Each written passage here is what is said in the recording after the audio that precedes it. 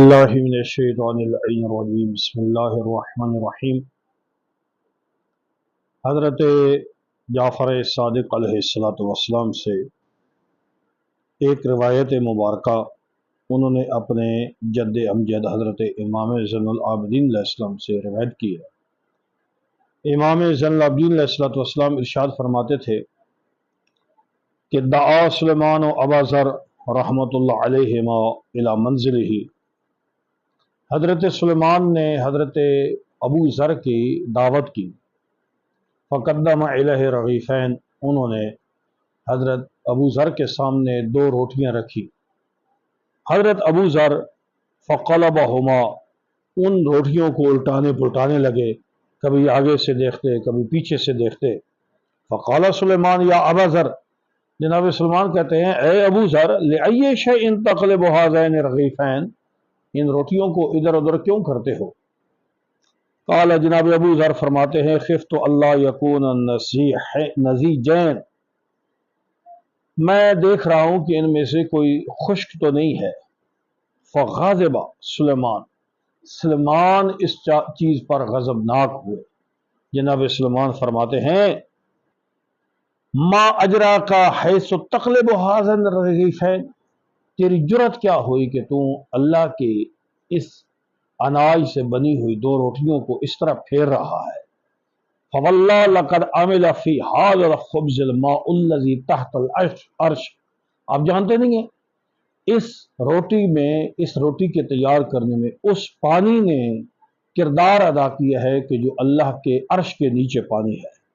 وعاملت فیہ الملائکہ، اور اس میں ملائکہ نے اپنا کردار ادا کیا ہے۔ حتی القوا الی الریح، یہاں تک کہ ان ملائکہ نے اس پانی کو ہوا کے اوپر ڈالا۔ وعاملت فیہ الریح، اور پھر اس نے ہوا نے اپنا کردار ادا کیا۔ حتی القتہ الی السحاب، ہوا نے بادلوں کے سپرد کیا اس پانی کو۔ وعامل فیہ السحاب، پھر بادلوں نے اپنا عمل کیا۔ حتی امطرہ الی الارض، بادلوں نے اس کو زمین کی طرف بارش کے قطروں کی صورت میں نازل کیا۔ وعامل فی الرعد والبرق والملائکہ، اس نے گرج چمک کڑکنے سب نے اپنا کردار ادا کیا۔ حتی وضعوہ مواضعہ، یہاں تک کہ اس پانی کو اللہ نے اپنے ٹھیک مقامات پر رکھا۔ وعاملت فیہ الارض، اس روٹی کے تیار کرنے میں زمین نے اپنا کردار ادا کیا۔ والخشب، لکڑی کے حل نے، والحدید، لوہے کے پھالے نے، والبہائم، چوپایوں نے جنہوں نے ہل چلائے، والنار، اور زمین کی حرارت نے، والحطب، لکڑی نے، والملح، نمک نے، وما لا اوصی، اور اس کے علاوہ کتنی ایسی چیزیں ہیں کہ جنہوں نے اس روٹی میں اپنا کردار ادا کیا کہ جس کو ہم شمار بھی نہیں کر سکتے۔ اکثر فکیف لک ان تقوم بہذا الشکر، یہ کیسے ہو سکتا ہے کہ اتنی چیزوں کے بارے میں تو خدا کا شکر ادا کرے، جو اللہ نے زمین کے اندر حرارت پیدا کی، اس سے پودے نکلے، پھر اس کے بعد آگ نے کردار ادا کیا، روٹی پکی، لکڑیاں رکھی گئی، یہ ساری چیزوں کی آپ کس طریقے سے آپ اللہ کی نعمتوں کا شکر ادا کر سکتے ہیں؟ فقال ابو ذر الی اللہ اتوب واستغفر الیہ، حضرت ابو ذر کہنے لگے میں خدا کی پناہ مانگتا ہوں، میں خدا سے استغفار کرتا ہوں، میں نے یہ کیا کہہ دیا، معذرت کی۔ روایت کہتی ہے دعا سلیمان و ابا ذر ذات یوم الی ضیافت، ایک دفعہ پھر حضرت سلیمان نے ابو ذر کی دعوت کی۔ فقدم الیہ من جرابہ کسرۃ، اور حضرت سلیمان نے ان کو اپنی دعوت پر بلایا اور ان کے سامنے ایک روٹی کا ایک خشک ٹکڑا انہیں پیش کیا اور اپنے مشکیزہ کے پانی سے روٹی کو گیلا کیا۔ ابو ذر نے یہ روٹی کہا کہ یہ بہت اچھی ہے، بہت اچھا آپ نے انتظام کیا، لیکن کاش کہ اس کے ساتھ نمک بھی ہوتا۔